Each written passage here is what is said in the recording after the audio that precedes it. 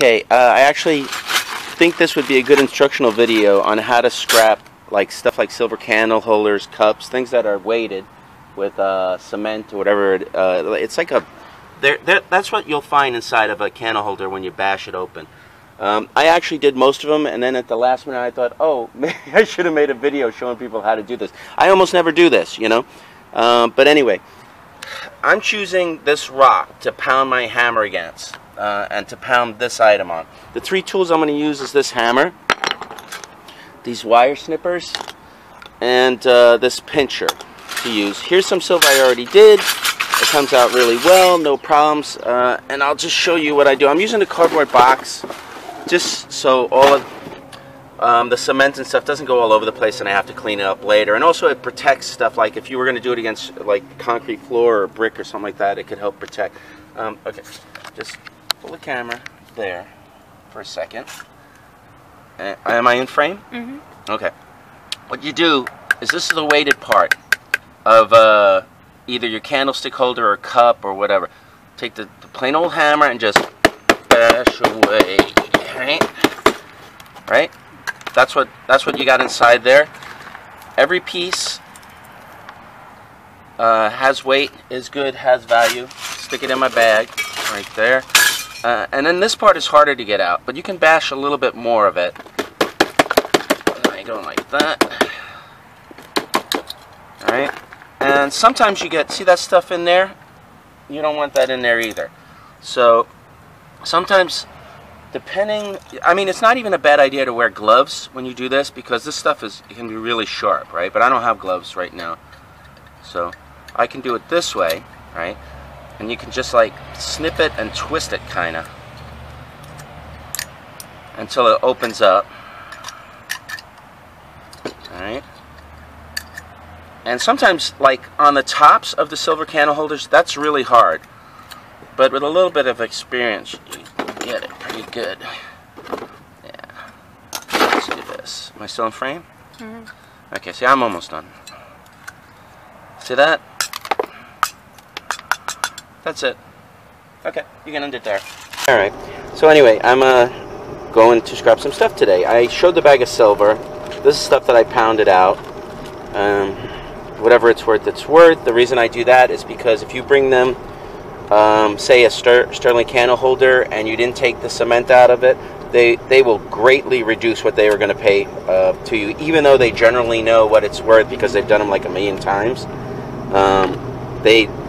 They just tilt it way in their favor, which is fine, because the other thing is they have to do the work and pound it out themselves, and you know, it's time consuming. Sometimes, you know, sometimes some pieces are harder than others, so whatever. Okay, so a bag of silver. Then we have this bag of coins. We're not sure what they're made out of. We're going to have those tested. If these are a silver or sterling, each one should be worth about like 20 bucks or something like that. 17. Depends. If it's an ounce, it'll be like 17 or 18. That's kind of what silver's floating around today. But we don't know. We don't have the kit to test silver, or we don't have that. Well, those they have to cut into, because they could be silver plated. Yeah, they're gonna have to cut it, or they'll use that thing they have that measures the density. Yeah, no, that handheld density, whatever it is. Yeah, I said the machine. But it's not a machine. It's a little handheld. Whatever. Same goes for gold. We have some gold that you would think, oh, why don't you just sell this? Well, basically, people won't buy it. They want to give you generally less than the actual melt value of the gold, and I have a story about that too. And like, there's cufflinks in here. Are we testing those? Like, are we gonna maybe? I have to test them. Do you want to sell them if they? I don't know. Okay. Maybe. Well, there's things in here like this watch. It's not worth listing. It's a lady's watch. Nobody buys it, right? Might as well just scrap it. People don't like the old-fashioned small They don't like the old-fashioned small watches anyway, even though it does have value as a watch. It's just, men's gold watches are on eBay, it'll sell for less than scrap. You're losing money. It's not worth it. And some of the stuff we have to test, we're not really sure if it is. You know, like here's a medallion. It's got somebody's initials graved on it. But I'll never sell it. Yeah, it says gold on the back. I'll never sell it. Might as well scrap it. So anyway, that's what we have. I'm going to see how I do. Hopefully we'll do all right, you know, and I'll let you know how it turns out. Here's something I wanted to mention. Sometimes when you get necklaces, they have these little gold spacer beads. Usually it's like the black onyx bead necklaces. Natural stone. Natural stone sometimes. Freshwater pearl, coral. These are generally 14 karat gold. They're tiny. They're spacer beads. They don't have a lot of value, but sometimes if a necklace has like maybe 20 of them, there could be like maybe $7 or more in scrap right there. So if the necklace is only $5, you're already ahead of the game. If you can't sell the necklace, you scrap the gold. Now there's some necklaces that have beads on them that look like gold, but usually those gold beads are very soft. Yeah, the gold ones are soft. If you can crush one, yeah. to it, it'll get a dent. Yeah. Where they're generally hollow yeah, because the fake ones you won't be able to do that. Right. Just something to note when you are buying those kinds of but usually on the gold ones, the clasp is marked 14K. Yeah, that's true too. Or 585. Or yeah, 585, 14K. Another thing that I wanted to mention. Okay, this is where I like to scrap. We just scrapped some gold and silver. We did pretty good. This is what she paid today. Here, I'll show her address again in case you're in my area and you need somebody to scrap with. This is what she paid today. We did all right. We wound up making a little over $700. Some of the stuff wasn't gold.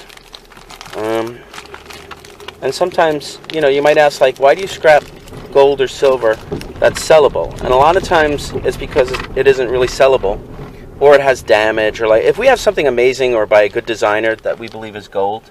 Well, we try. Yeah, we try. But people never want to give you. I mean, what it's worth. I'll tell you something. Like, here's one quick story. I had some Cartier jewelry some years back, and I thought it was worth about between $2,500 and $3,500. And if I could have scrapped it in a second for about $500, but I didn't. But it took me like 3 years to sell it for like $2,500. Yeah. So sometimes who wants to wait 3 years? But then there's that time where they'll resell at the flea market, I had a gold charm, a 14 karat gold charm. It's like about the size of a quarter. Oh yeah, I was going to tell that story. A friend of mine waited they for asked me. you, yeah, they asked you to hold charms for them. Yeah, this wasn't. A friend of mine waited for me and told me it was worth $149 in scrap. At the time. That's actually, you get that I brought cash. it to the flea market because I don't like to just melt everything. You know, right. The vintage pieces of jewelry. She told you that she wanted it.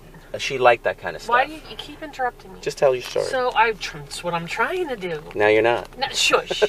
So there was this lady that I know collects charms, so I held it for her. It's a Christmas charm, and they're not really popular, but she collects them, so I figured I'd hold it for her. So she came to the flea market. I told her I had it. She liked it. She said how much, and I told her that my friend waited for me. It's scrapped at $149. Yep. I said I would sell it to her for $150. She offered me $75. No lie, I was there. So I was like, well, that makes no sense. Yeah. I just told you that I can scrap it for $149. That's right. And she's like, well, I'll wait for the price of gold to go down and then I'll come back and get it. And I'm like, well, it's not going to be here because tomorrow I'm scrapping it. Yeah, we told her either you buy it or we're going to scrap it tomorrow. And we did wind up scrapping, and what did we get for it? I actually got $153 for right, we made $3 extra. That's anyway, some people are ridiculous, but this wasn't silver either. So those coins, they probably would have added another like $80 because you had 4 of them. Yeah, but no, that didn't happen.